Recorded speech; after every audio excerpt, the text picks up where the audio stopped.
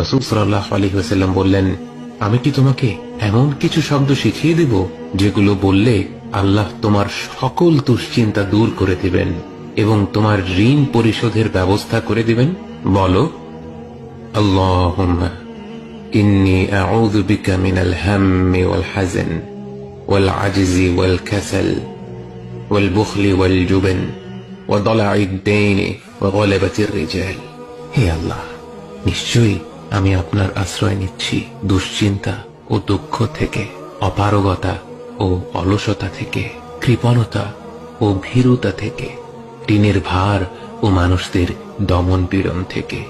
আল্লাহর যেই বান্দাই পূর্ণ বিশ্বাসের সাথে এই কথাগুলো বলবে, আল্লাহ অবশ্যই তার জন্য স্বস্তি আর মুক্তির পথ বের করে দেবেন।